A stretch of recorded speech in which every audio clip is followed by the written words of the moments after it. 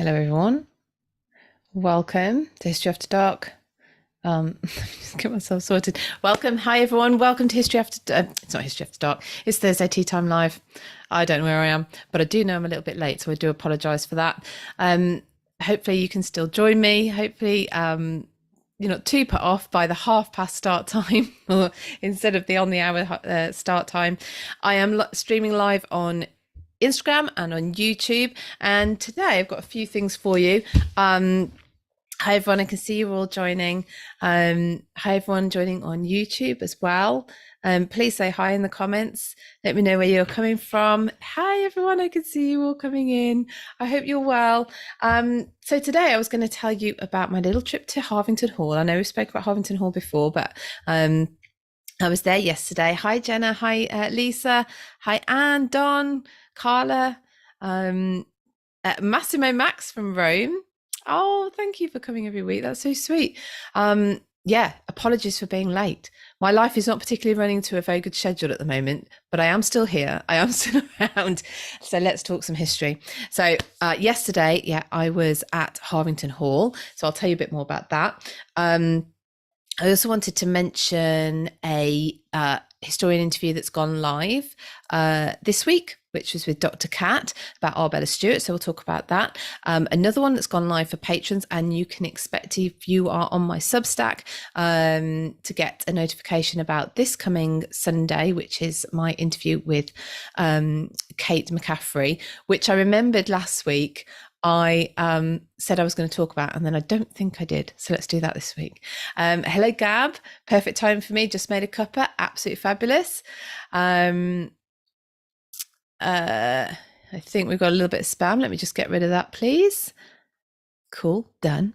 Let's block those. We don't want any crypto type sales going on in my comment section. We have enough to deal with without that. I've got some a request for questions. Oh, thank you, Jill. Will buy me a badge. Yes, I should say thank you everyone for Mayfair Forest Witch. Hello. Mayfair Forest Witch has put together some really funny and cool little like memes from our History After Dark show, which unfortunately I couldn't take part in last night, but I've seen the ones from last night. It looks very funny. So I've got a request for questions because I am about to, in a few weeks' time, I have another historian that I'm interviewing, which is one of the books that I wanted to talk to you about today. So we'll come back to that. That might be all. Let's get started, shall we? I will apologise straight off that I don't have my poppy on. I can't find where I've put it. It's downstairs somewhere, and it was getting a bit late, so I should have a poppy on because, of course, this. Tomorrow is Remembrance Day. Sunday is Remembrance Sunday. So, sorry, let me just see the comments. Massimo Max, I'm going to book my ticket for the Stuart Summit at the end of this live. Thank you for everything. And thank you for reminding me about the other two things I was going to talk about, actually. I have the actual timetable for the Stuart Summit, which is happening from the 18th till the 20th of November. It's all online. You can join from wherever you are in the world. And in fact, if you can't join live, it doesn't matter either. You can get hold of all of the videos until the talks until the end of January. So I'll come back to that and tell you about that. And also, if you are a patron of Natalie Gruninger, I'll mention this now. I'm live on her show on Saturday. It's my Saturday night, 8:00, which I think is Natalie's Sunday morning sometime. Anyway,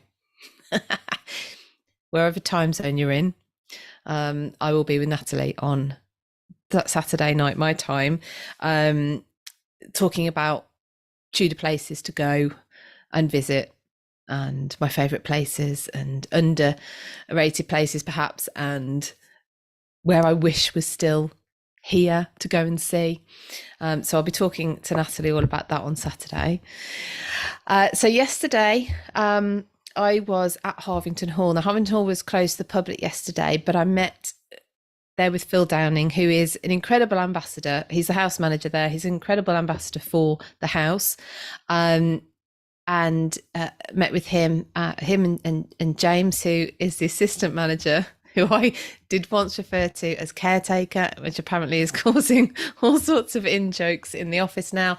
Not that I think a caretaker is a particularly lowly role. He does a very, very good job. And they were with us yesterday, and they had me and Deb Royal from Tudor Times, who you might know does Tudor Places.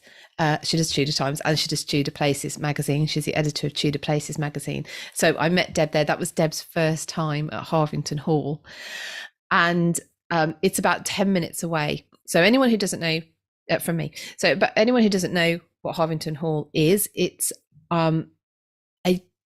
it's a perfect example, in fact, of an Elizabethan house. It's a moated manor house, and it is you go, it's the gift that keeps on giving. You go into another room and another room and another room, and you might see similar features in other places, but you've got them all together. So for instance, original floorboards, original paneling on the walls. Hi Marie, thank you. It's a lot of makeup today. A lot of so you've got original floorboards there, you've got original paneling, you've got the original layout of the house. You have wall paintings, a plethora of wall paintings. You have 7 priest hides, which I learnt yesterday were referred to at the time as conveyances. I don't know if I haven't looked at the etymology of that, as in why that would have been used by priest hunters to describe these hiding places they were looking for, but they were referred to them as conveyances. And Harvington has 7. Now Harvington had 2 wings, so it was originally 4 wings with a courtyard in the middle, so a square, and it was originally that, and 2 of them have gone. So 2 of the ranges, if you like, were destroyed, were dismantled completely down to their foundations. So the foundations don't even exist, possibly to reuse the stone, not sure. Well, that wasn't the reason they were dismantled, but dismantled to the point of there being no foundations left. So Harvington, it's very likely, had even more than 7 priest hides, and but you can still see 7. So it has priest hides, it has wall paintings, original floorboards, original paneling, original layout, and some of the wall painters are actually quite unique as well. If any of you have ever, in fact, I'll pop some photos on after this. If any of you have seen the staircase at Harvington, not the actual staircase, but the wall, there is, it almost looks like, you remember when you were a kid and you did like, you picked up paint in a straw and blew, and it made that scatter pattern. It almost looks like that is the technique by which the walls have been painted, and it's red, yellow, blue, I can't remember if there was green in there, with a black, solid black border around each wall.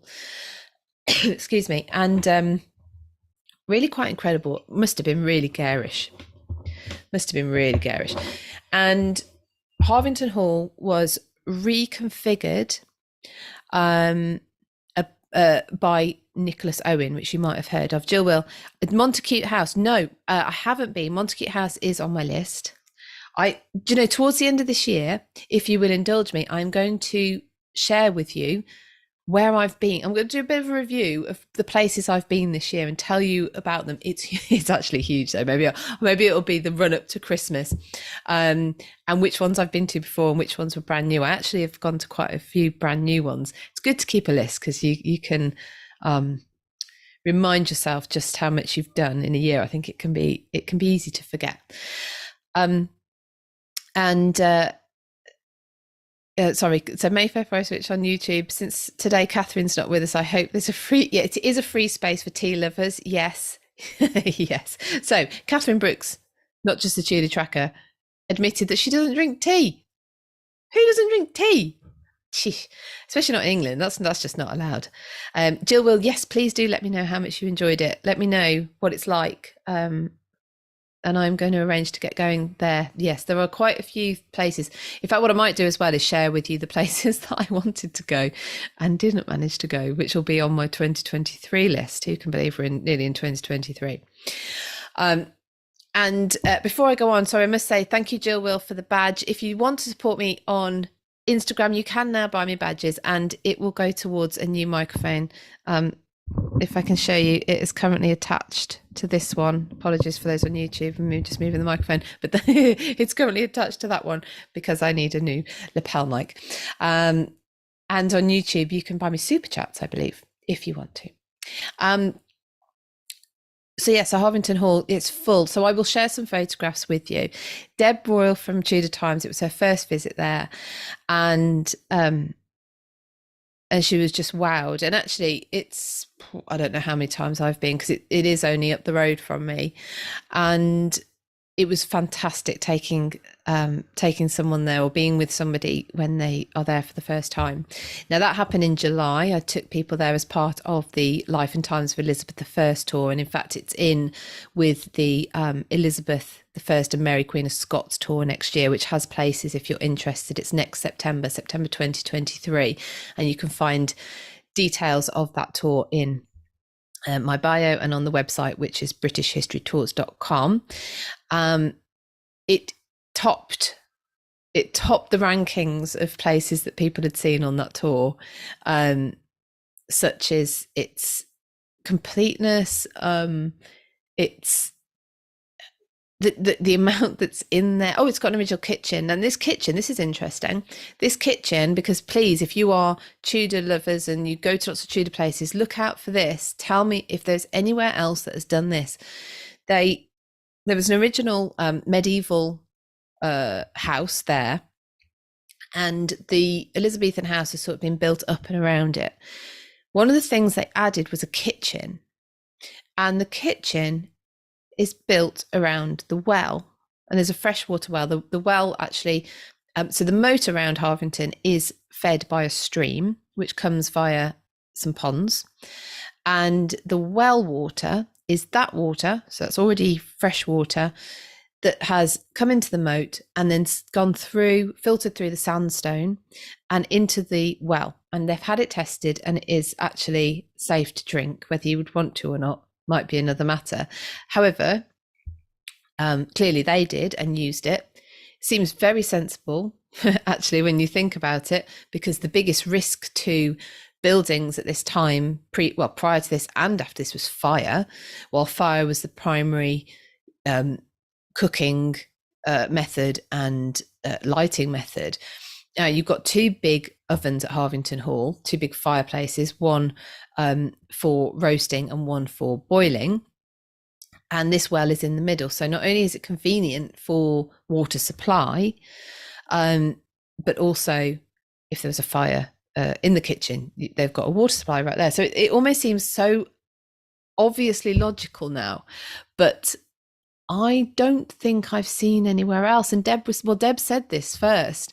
I don't think I've seen anywhere else where the kitchen in an Elizabethan house has been built around the well, or a medieval house. But anyway, so if any of you know of any, or you find any, let me know, please. Mayfair Forest Witch on YouTube, conveyance sounds better than priest hole. Indeed.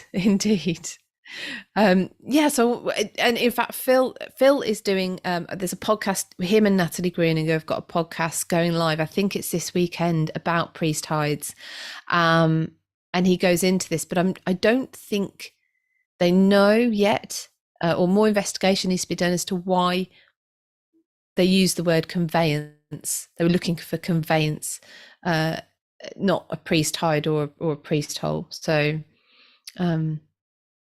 I don't know. I don't know. Maybe somebody out there does.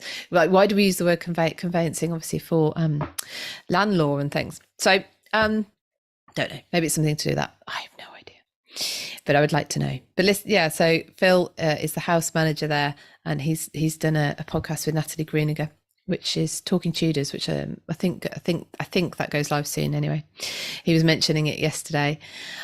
We were there for 4 hours. Bless him. He showed us around. Such is the detail. So It's not the easiest place to get to because it is up in the Midlands. It's in a place called, well, it's just outside of Kidderminster. It's in Harvington. Hi, chewing gums. Bit late joining, but good afternoon, everyone. Hope everyone in the UK had slightly nicer weather the last few days. It's been raining so much recently. It's November. Anyway, you're not really late because we started at past today. So I was just talking about Harvington Hall, which is where I was yesterday, with Deb Royal from Tudor Times, and Phil Downing, the house manager at Harvington, was showing us around. And they are constantly finding out things about the house. So I said that the layout of the house is as it was. Now, that doesn't necessarily mean that it's immediately obvious what each room was used for, how it was used and how it might have changed over time, the use of that room. Hi, Colleen in California. How are you? How are you doing? Lavender Borneo, Elenia, Jilly. Hi, welcome. Welcome, and welcome everyone watching on YouTube as well. Yeah, so it was, you must have remembered then. I hope you didn't. I've just announced it anyway. So yeah, Harvington was beautiful. It, like I say, it topped the list of people who came on the July tour. We went to lots of different places, and Harvington was near the top or at the top of most people's lists of where we'd been. So if you do get a chance to visit the Midlands, you'll probably need a car, or you can come on tour with me. Hi, Donna Louise. Marie, I was happy for a total of 3.5 minutes today. There was torrential rain for that time and it stopped as abruptly as it started. Oh, you like the rain? I actually don't mind being inside when it's raining. It's kind of a cozy feel. It's a bit of a bummer if you've got to go out though, isn't it? Hi, Recap. Welcome everyone. Thank you for joining me today. So it's Thursday Tea Time Live. I'm streaming live on Instagram and YouTube. And if you want to support me, you can buy badges on Instagram and you can buy super chats on YouTube. And I will give you a shout out if you do that, because I'm really, really grateful. So that was Harvington. Now, if I will share some photographs of Harvington later on. I took a few yesterday, but we were so into talking about the house, the new things that Phil is finding out all of the time, the house manager. They are getting work done on the house, investigation all the time, coming up with, trying to reveal its secrets, I suppose. I think he calls it the House of Secrets. Now, if you get my newsletter, and if you don't, why not? You need to subscribe to my Substack. It's free. You get it every Sunday. And in there, I will share some more photographs as well. If you're a patron, though, of course, you get more behind the scenes photographs of everywhere I go. So that's £5 a month if you're interested in becoming a Patreon. And I'll get back to another reason why you might want to do that in a short while. But I'm actually back at Harvington tomorrow night. Manor by Moonlight. It's completely sold out. But I will be back. Oh, thank you, Clean. Thank you for the badge. Lots of love. Yeah, so I'm back at Harvington tomorrow night in the dark. It's only lit by candlelight. Something like, what did he say? 400 candles or something. Obviously the electronic ones to be, or the LED ones to be safe. But he says it's pitch black. Other than the candlelight, like without the candlelight, if you're in a room where there's nothing, there is no light whatsoever, which I know sounds very obvious when you say it, but we're not used to it. I mean, where I don't go anywhere personally where there's not some sort of light. Even when I was in a field camping in the summer, you've still got a light from the toilet block or whatever. And so, yeah, so this house is just lit by candlelight. So I'll be there tomorrow. So I think we can take photographs. So if I can. Thank you, Bree, for the badge. Thank you so much. Really, really appreciate it. Yeah, so if you, so if I can take photos, but it's a performance, so I don't want to put off the performers. Now, how many people did he say there were? I think he said there's 38 volunteers straight performers tomorrow night, or volunteers who are performing. And you get the feel. Now, this is interesting. Let me keep you for this one. You get the feel of what the house would be like when people lived there, when there was servants there, when there was the family there. Hi, Silkworm and Cottontails. Nice to have you live. Because if you, well, I oh, thank you, Windy Art Shusin. Thank you so much for the badge. Thank you. Good morning, Rennie. Good morning, Trav. Hi, Sons, Derek, and King Magoo. Welcome. Ome Makarai. Thank you very much. Hi, welcome. Thanks for joining. So yes, it's tomorrow night. I'll be at Harvington Hall. It's this performance. There's 38 performers, and it gives you the feel of what the house would have been like. Because we either go to places, hi Trav, we either go to places when they are busy with tourists, or if you're lucky, and I have been lucky on a few occasions, empty or quiet or close to the public. And I know I get, that's lovely. I get the opportunity, and you can soak up the atmosphere of the building. But what you don't get is a real sense of what this would have been like if people had actually been living and working there. And this is what I'm going to be able to get from visiting Harvington tomorrow. So if you get my newsletter, I will no doubt be speaking about that in my newsletter on Sunday. Doug, a conveyance in vehicle design is the space for the person, so the cabin or carriage. Is it in this sense, perhaps? Quite possibly. So conveyance, if anyone has just joined us, we're talking about Harvington has 7 priest hides, and likely had way more because there's 2 wings of the house that are now completely gone. But when a priest hunter was looking for a priest, they weren't looking for a priest hide. They wouldn't have referred to it as that. Phil was telling us yesterday. They would refer to these hides, these places where they might find a priest hiding, as a conveyance. So, and Doug's just said that actually is the term in a vehicle design for the place the person goes, the cabin of a vehicle. So, yeah. That sounds pretty close to me. I shall pass it on to Phil and see what he thinks. So if you want to pick up my newsletter, it is free. It's a Substack newsletter, and all you have to do is, after this is finished, is go to the link in my bio. I will put it in the links under this video on YouTube, and go and just sign up for free, and then it drops into your inbox on a Sunday.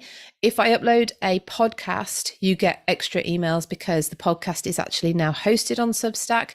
You can get the podcast on Spotify and Apple and other places as well, which filter through from Apple and Spotify. I don't know how it works, but look it up. It's just British history. You'll see my face. So you should be able to find it. And if you can't, you can go on the Substack, but it's hosted on the Substack. So every time I make a podcast live, which I did yesterday, which I'll tell you about in a moment, then you will get a notification as well about that. Jenna, I really like the idea of turning off the electricity and taking in the candlelit rooms. The other thing that Phil mentioned, of course, is that, so when they're doing events at historic houses and they are candlelit, I had the very good fortune of being in Peterborough Cathedral, and when it was just candlelit. That was January 2020, and it's incredibly atmospheric. But of course, candles are expensive. Were expensive. Are expensive. Were expensive. So people would walk around with a candle. The whole place wouldn't have been lit by candles like we would see it now. But probably would have had their individual candles because it's too expensive. It's like you don't leave the light on unless you're a teenager when you leave the room. So I can't wait. So anyone who's just joined, sign up for, if you sign up for my newsletter, I will be talking about my nighttime visit to Harvington Hall. I no doubt in there on Sunday. It's a free newsletter, so So that's Harvington. So I'm probably going to talk to you about that next week on Thursday Tea Time Live as well. So let's move on. Now, anyone, I know there's some of you who are about to sign up for the Stuart Summit. Some of you, a lot of you already have. So let me give you a little bit of detail about what is actually happening. So any of you don't know about this, I wanted to create, Jenna says, candles are expensive still. Beeswax is still expensive. Yeah, I mean, it is, isn't it? And I've got one. Oh, you can just see it in the blurry background. That's a personalized candle, by the way. That was a birthday present from my sister. Apparently it's some kind of smell that I like, which is good. I do like it. So it worked. Yes, the Stuart Summit. The Stuart Summit, I wanted to create an online history festival. I've spoken about this before, but any of you who've not heard me speak about it, we have a fantastic autumn season in the UK of history festivals, and I know over in America you have some brilliant festivals as well. But here, I mean, I only know what we do. You can go to a location and they'll have numerous speakers on over a weekend or slightly, or maybe a long weekend. And you pay per talk, so you can pick and choose what you go and see. And I was very fortunate to hear Estelle Perronc speak recently, Dan Jones, and the author of this book, which I'll come back to later, Joanne Paul. So all of these speakers I've been able to listen to in the last month or so. Colleen, they must be hardwired flickering candles. Please take a pic if I can. Yes, I will take pictures if we are allowed to. I will take some pictures. I'm sure I'll be able to grab one or two. If you're a patron and I manage to take pictures, you will definitely get to see them. I will post them in Patreon. And if you want to join Patreon, it's patreon.com/British history. That's where you'll find me, and you get all sorts of stuff like extra photos when I go places that I don't share anywhere else. Brie, really enjoyed your talk with Kat about Arbella Stewart. Yes. So let's segue. I'm going to come back to that as well, because thank you for, if I don't mention that straight after this, remind me again, because I want to tell you, because anyone who hasn't seen the interview with Kat about Arbella Stewart, it is on YouTube, and it's now live on the podcast. So anyone who is already signed up to my Substack, you probably got a notification yesterday letting you know that that interview is available on the podcast. I'm very happy that I've managed to set up the podcast again. Some of you were already listening to my podcast regularly. Some of you may be listening on it now, because this Thursday Tea Time Live also now goes onto the podcast. And I broke the link. I managed to break my own podcast. Whoops. So anyway, it is now back up and running. And on there is the interview about Arbella Stewart. So Arbella Stewart is not in this Stuart Summit. But so been to these history festivals, and I'd already had the idea for the Stuart Summit. It was already in progress anyway, but I realised this is actually what the Stuart Summit is. It's an online history festival, which is why you might have seen me refer to it as such. And I'm hoping to repeat it. Go into different eras, different topics perhaps, but this time it's the Stuarts. Now let's take you into the Stuart era. I know lots of you are Tudor oriented, myself included, but you just have to dip your toe into the Stuart era to realize, oh, there's quite a lot here that we can get our teeth into. Whatever you like, religion, fashion, food, politics, whatever it is that attracts you to the Tudor court, you will find also in abundance in the Stuart court. The lineup of speakers is particularly impressive. We have Tracy Borman, Julian Humphreys, Leander Delisle, Antonia Keeney, Illyri Lynn, who's fantastic. They're all fantastic. Dr. Kat Marchant, who just done the interview with about Arbella Stewart, and Gareth Russell, who I'm also going to come back to about something else shortly. Jenna, technically they are Tudors. Yeah, they start getting very mixed as well. Well, they're all related. Jill will let toe dipping commence. Indeed. Come dip your toe in the Stuart era with us. Now, the talks will go live over the weekend, and I'll give you the schedule in a minute. But if you can't make any of the talks, they're all available until the end of January. However, you have to have bought your ticket by the 18th of November because tickets are only on sale until the 18th of November. But after that time, you'll be able to get hold of the talks for quite a while afterwards. So Worm and Cottontails, I'm looking forward to it. I think the Stuarts are fascinating too. Great lineup. Thank you very much. I'm really excited about it. Bree, looking forward to the summit. Fantastic. There were 2 live events as well, so I'll just mention those quickly. We have a author and historian live panel on the Saturday night, so on the 19th. That's 8:00 GMT time, which makes it noon West Coast time, 3 p.m. East Coast time. And if you're down in Australia, I'm not quite sure. I got it wrong because it's not 12. You're not 12 hours ahead. It's maybe a bit early in the morning, 6, something like that. And you can submit questions beforehand. So if you're not going to be able to make it, but you have a burning question, then please submit it. We have 5 authors. And then also Antonia Keeney, and hopefully Dr. Cat will also be on that panel. So you can come along and ask your questions. The other live event is the closing event, a bring your own bottle just for fun quiz. Based on all the talks that we'd have had. Please, even if you haven't caught all the talks by that point, but you are around for the live quiz, come and join in anyway. It is just for fun. You're going to be marking your own paper. And it's up to you whether you do that in a politician's fashion or your own fashion. Completely up to you.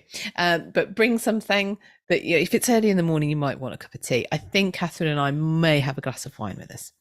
And it will. The questions will all be based on the talks. So even if you haven't seen some of the talks, you're going to learn from the answers.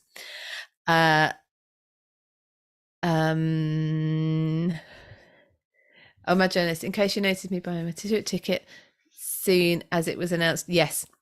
So the tickets on Patreon. So patrons get a 10% discount. So if you are a patron, make sure you go to Patreon and follow the link to get your ticket because there's a 10% discount. We're aiming for about 100 max, but don't really have to limit it. So I've just left it open. Chewingham's, I'm not going to lie, since I've been watching Thursday Tea Time Live, my general knowledge has improved. Excellent. Pub quiz, here we come. Whenever The Chase is on TV, I feel I know a lot more of the answers on history questions than I ever did. Oh, that's a bit of a test then, isn't it? So good. That's fantastic. Well, so let's tell you a little bit more. So Tracy Borman will be, her talk will be going live. We've got a little bit of an opening introduction, me and Catherine, at 8:00 on the Friday, the 18th, followed by a talk by Tracy Borman. So Tracy is talking about James I and the English witch hunts. And this is the real history behind her witches trilogy. Now, she actually has written a book called James I and the English witch hunts. And so she's talking about the real history behind the fiction and also why she chose to write a fiction, why a fiction book wasn't enough to portray that the life and these times, why, she goes into why James was such a so big on witch hunting. And it's fascinating. It's fascinating and scary, which I think you'll enjoy. Now, that talk will be followed by a talk. It was an in conversation, but it's from Julian Humphreys. So that is about the English Civil Wars. Don't let that put you off if you think, oh, it's a battlefield, it's boring. I've watched the videos through because the talks through because obviously I've been editing it. It's absolutely fascinating. Whatever you think you know about the civil wars, and if you don't know anything, then this will be fantastic. But even if you think you do, and I've actually titled it Reformation, not Revolution, because one of the most interesting things is the, for me anyway, watching it, and for you hopefully when you watch it, is the actual aims of the English civil wars. Was it to overthrow the king, or was it not? And it's fascinating. So those two talks will be on Friday night. Saturday, we start off with Leander Delisle, whose accent you are going to just adore. Oh, it's brilliant. She's talking about Henrietta Maria, the Black legend versus the real woman. Henrietta Maria was the Catholic wife of Charles I, so it's great link back into Julian Humphrey's talk the previous night. Good afternoon, Michael. How are you doing? So she's talking about Henrietta Maria, the Catholic wife of the Protestant Charles I, and what is the truth of her story. Jenna, really looking forward to it. I'm going to buy my ticket for the summit, after the live. Thank you very much. Fantastic. Then we have a talk from Antonia Keeney. Antonia Keeney, you may have seen because she's actually on my YouTube channel. I've interviewed her in the past. She's a social historian at Blenheim Palace. Blenheim Palace was the country seat, little place in the country, built for or by the first Duke of Marlborough and his wife Sarah Churchill, the first Duchess of Marlborough,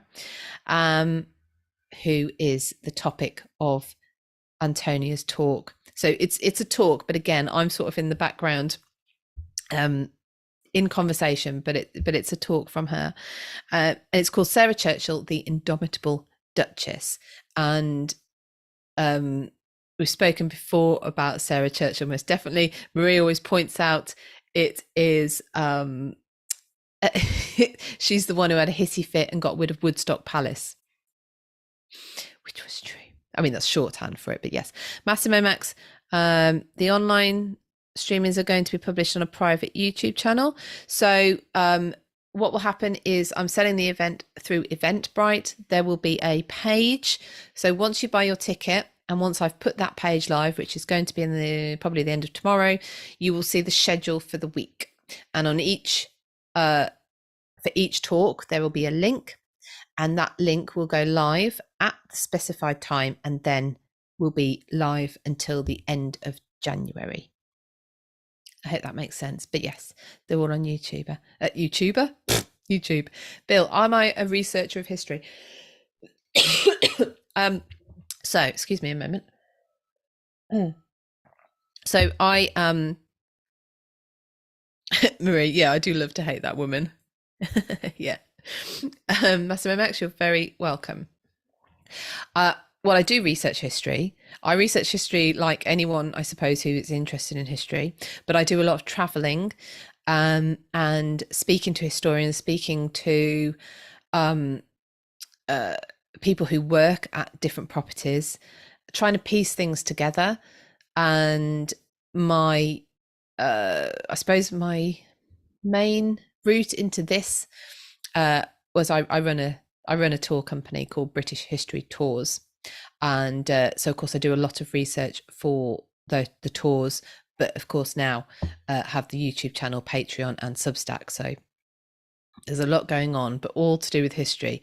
So yeah, so you can get what you like, hopefully get what you want from me. Then we have the live Q&A panel, which is the Saturday night. So then Sunday morning, Illyri Lynn. If you haven't heard Illyri Lynn speak before, you are in for a treat. She's talking about styling the Stuarts. So how they used fashion to purvey particular messages, what their clothing said about them, but actually also literally how you style a Stuart, how they would have been dressed, like physically how you put it together, put an outfit together. It's fascinating. That's the first talk on the Sunday morning, followed by Dr. Kat Marchant, who in conversation with Catherine is talking about propaganda through imagery, the divine right to rule. So this idea the Stuarts had, well, James the First and Charles the First most certainly had, about the divine right to rule. That, by the way, changes as you go through the Stuart era, but they had this absolute belief in divine right to rule, which is interesting then if you think of it in the context with Charles the First and his Catholic wife Henrietta Maria, because their religions were so strong with both of them and yet opposed to each other, which is where Leander's talk comes in, so you'll enjoy that. So yeah, Dr. Kat is talking about the use of imagery, the Stuarts' use of imagery to put across this idea, this belief in the divine right to rule that they had. Our final talk is by Gareth Russell. You will love this one. Charles II, the party king, the politics of promiscuity. And so that is our finale talk, but not our event finale, because that is the quiz, which will follow the final talk. So that the quiz will be at 8:00 on the Sunday evening. Both the live events will be available to view afterwards if you wish anyway. Melissa, there is a 3-part series about the downfall of Charles the First on Prime. Ooh, excellent. Might be worth a catch of that. Thank you. There's 5 of you who've bought me a badge on Instagram today. Thank you so much. If any of you want to buy me a badge, I'd be incredibly grateful. It does help me keep going. Marie, they really did not have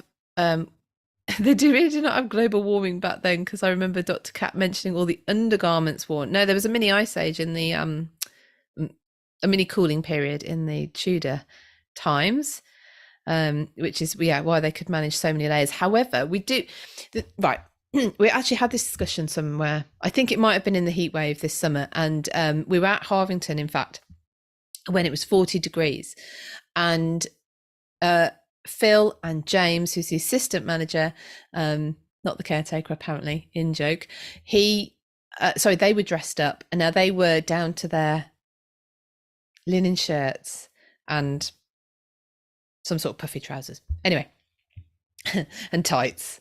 So not a lot. Now, you're not going to have your portrait taken like that, and if you are the normal population, you're also not even going to be dressed in all those kind of layers anyway, I suppose. They're going to be looser, they're going to be not as extravagant, and you're not going to have bits that are for fashion, not for purpose. So I think perhaps there's some interesting discussion point there to be had about, well, yeah, but is everything that they're depicted wearing what they would actually wear if it was massively hot? Or are we just assuming it wasn't massively hot? I don't know. Anyway, that's just something I was thinking about. Came up in a conversation. So there you go. So that's the lineup. I will publish the lineup again, so you'll see it. It will be in my Substack newsletter this weekend. So if you're not already subscribed to my Substack, if you head to my bio on Instagram after this, then you'll find the link to it. I probably should know it off by heart. I'm on as Philippa B, so you can find me on Substack as Philippa B. So that's the Stuart Summit. Now, I shouldn't move on without talking about Gareth, because our last speaker for the Stuart Summit is Gareth Russell, I just said, talking about Charles II, party king. But of course, Gareth has a new book out, and I'm not plugging this for any other reason than, well, it's fabulous and he's my friend. Have any of you got this book already? Chewing gums. And these days people just go shopping in their pajamas. Too many people I'm seeing out. Bring back some shame. Let's not be wearing our pajamas outside the house. This is Gareth's new book. Do Let's Have Another Drink. Colleen's just finished it. Fantastic. I'm only just I'm there. So I'm about to go into part 2. Now, Gareth will be joining me and the girls on History After Dark in a couple of weeks' time. So I'm sure we're going to get on to talking about his book. Gareth is also my co-host. He is the tour historian on my tours. So if you love Gareth and you're thinking about coming on a tour with me, then you get Gareth as well. You get Gareth. I'm showing a picture. This is his book. This is obviously not Gareth. This is the Queen Mother. Actually, let's show you a picture of Gareth. Here he is. There's the lovely Gareth. And yeah, so you get to speak to Gareth lots if you come on a tour with me. And so Gareth will be on History After Dark in a couple of weeks' time. He's also written a fantastic book, which I've mentioned quite a few times before, on the Titanic. And if you want to look on my YouTube, there's an interview with Gareth about the Titanic, which clearly somebody hadn't watched before they commented, because he goes into, and it's more in the book, but he goes into quite a lot of detail as to the whole lifeboat situation on the Titanic. More lifeboats would have saved more people is way too simplistic and reductionist. And he actually goes into why that is not necessarily or at all the case. Anyway, someone just wrote underneath, if there were more lifeboats, more people. Didn't watch the interview. Marie, I do it. Sorry if I'm grocery shopping and I'm all fuzzy. Jammies, cardi and Uggs. Okay, well, at least you put your Uggs on. I've seen slippers recently in the street. No, thank you. So, so Gareth is speaking on the Stuart Summit. The other person who is speaking on the Stuart Summit, who I've got something else to tell you about, is Dr. Kat, who we do History After Dark with. Catherine and I do History After Dark with. You can only say there he is like that when you're talking about a dog. Really? Okay. Apologies. So yes, Kat. Now, her interview that I did with her about Arbella Stewart. So that was originally filmed for Patreon. Excuse me. So if you're in my Patreon, you've got 12 months exclusive access to quite a bit of material. After the 12 months, then I'm releasing bits and bobs. And one of them was this interview with Kat about Arbella Stewart. Arbella Stewart is a first cousin of James I. James I of England, James VI of Scotland. She was born on English soil, and she was a contender for Elizabeth I's throne. Amy went shopping in her PJs when she had flu. It's fair enough. To be fair, you did well getting out and going shopping. Oof. Yeah, that's a kind of just want to stay in bed thing. So what was I saying? Sorry, Amy. Amy, I got thrown by your stellar efforts there. So yeah, Arbella Stewart, sorry, first cousin of James I of England. So English born, and Kat goes into her life, who she was, who she was raised by, which is very interesting. She was a granddaughter of Bess of Hardwick and Margaret Douglas. She was really being educated to be a potential to be queen, and there is we discuss about whether or not she was being made ready for the throne, because of course Elizabeth isn't leaving any heirs, and she will not talk about who is her heir, and Arbella's got a very strong claim to the throne. So if you'd like to see or hear that interview, I would thoroughly recommend it. You will enjoy it. It's on YouTube and it's on the podcast. So the British History podcast. Soulshine. So she was a rival to inherit Elizabeth I's throne. Yes, indeed.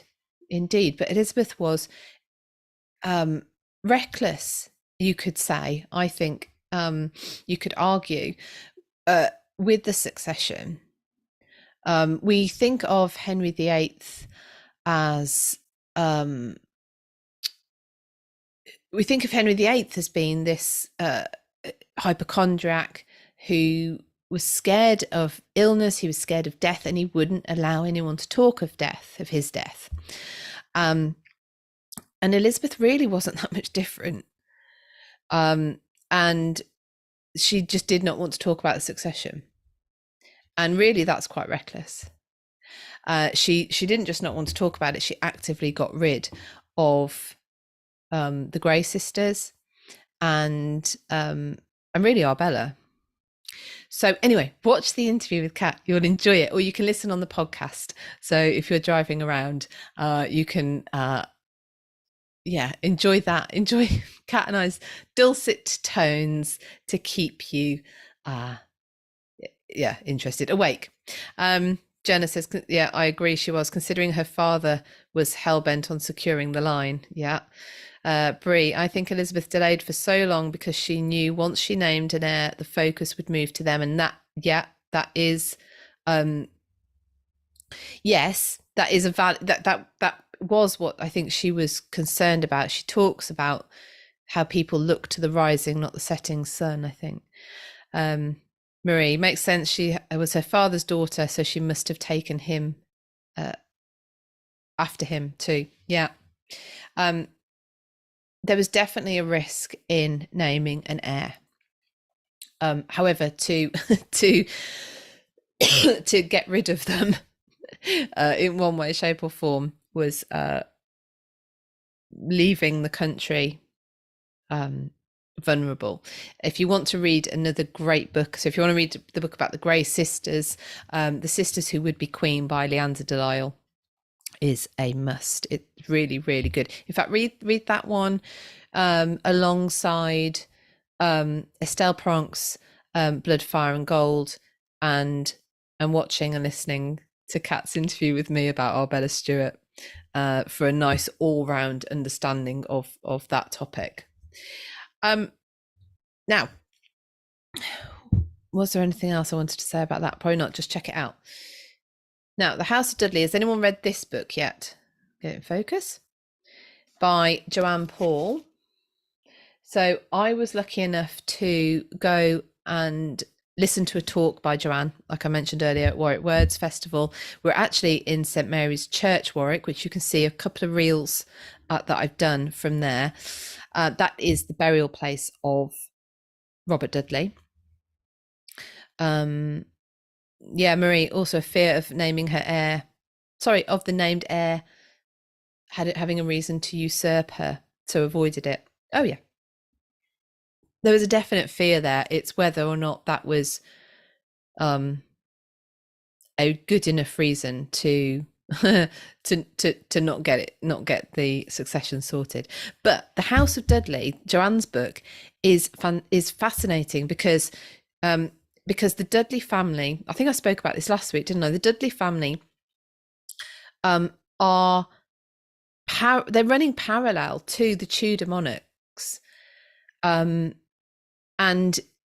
you've got two generations that end up as convicted and executed as traitors. Edmund Dudley is dispatched by Henry VIII, but he'd been one of the Henry VII's henchmen. You have John Dudley, who of course brings Lady Jane Grey to the throne. He's executed as a traitor, as of course is his son Guildford Dudley. Marie, I'm 1/3 done with The House of Dudley and loving it, but I'm slightly overwhelmed so far because there is such an abundance of information. There is. I actually did my usual, listen to it on Audible and then bought the book. So and I actually found that some of the bits about Edmund Dudley especially, I was listening to it in the evening and I had to carry on listening because some of the stuff I found so disturbing about how he raised money for Henry VII's coffers. It really perturbed me, and I had to carry on reading a little bit longer because it really is quite shocking. So Joanne's book, it follows the story, and what it does is not only are you learning about the Dudley family and their incredible story in itself, pardon me, you are seeing the Tudor monarchs from a different viewpoint. So it gives you, again, another view. And the Dudley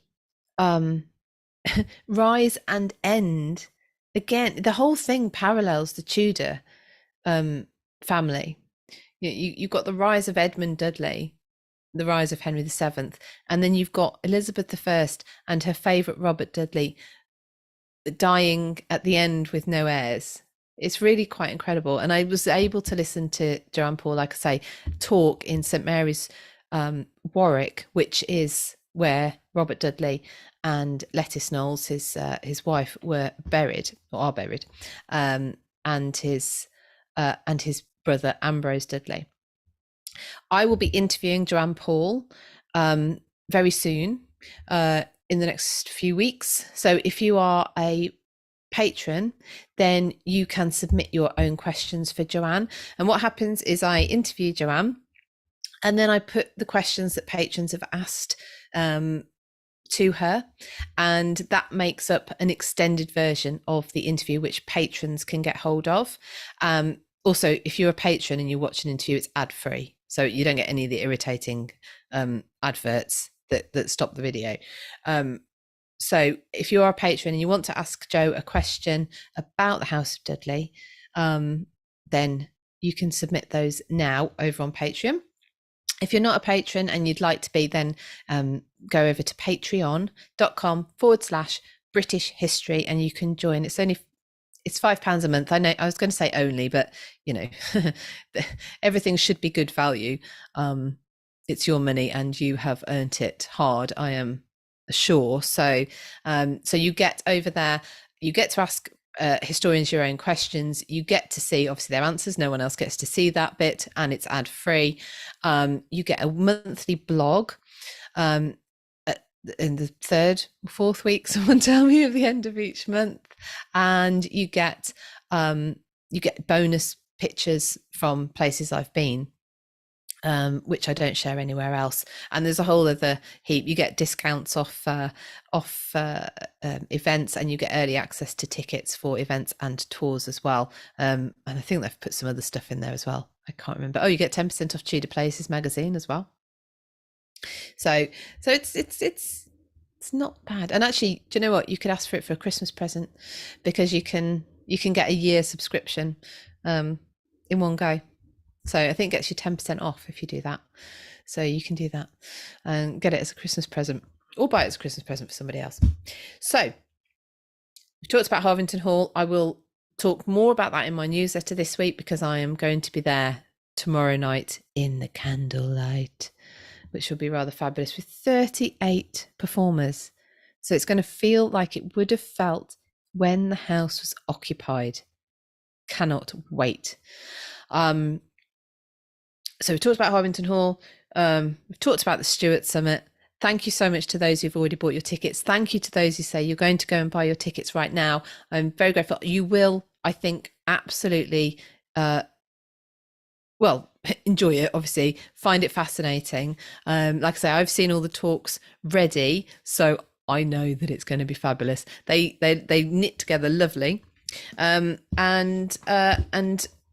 also I've got the 2 books that I recommended for you. So Gareth Russell's Do Let's Have Another Drink, which apparently is the phrase the Queen Mother would have used if she suspected you were trying to get away from the party and she wasn't ready to go to bed yet, which I think she was a bit of a party animal. And the other one is Joanne Paul's The House of Dudley, which I would thoroughly recommend. And if you want to ask Joanne a question about the House of Dudley, please do so by going over to my Patreon. Check out my interview with Dr. Cat about Arbella Stewart If you're a patron, you've already had access to my interview with Kate McCaffrey. That was the last thing I was going to talk to you about. Kate McCaffrey is the assistant curator at Hever Castle. She works alongside Dr. Owen Emerson, and Kate's work for her masters was on one of Anne Boleyn's book of hours that they have at Hever. Now, this is the so-called printed version. It is a printed version, but we go into what exactly the book, how the book was made, what the book was used for, how the book was interacted with, how the book was personalized. There's a lot more to it than you would guess. I also asked her, well, what was she originally looking for in the books of hours? Because anyone who doesn't know this story already, Kate discovered extra inscriptions which had been erased. So I asked her also about how they were erased, how she found them again, what they say, who they were by, what that tells us about the book, and what happened to it after Anne Boleyn's death. So we go into all that. Now, if you're already a patron, if you are a patron, you've already got access to that. If you're not, then the YouTube version of that and the podcast goes live on Sunday. So you've got that to look forward to as well. Thank you everyone for joining me. It's been fabulous to be back. I should be back next week. I will try and stick to time. Perhaps we should move it to 1:30. I don't know. Just look out for me. I'll be around. All right, everyone. Thank you so much and have a fabulous day. Bye-bye. Bye, everyone.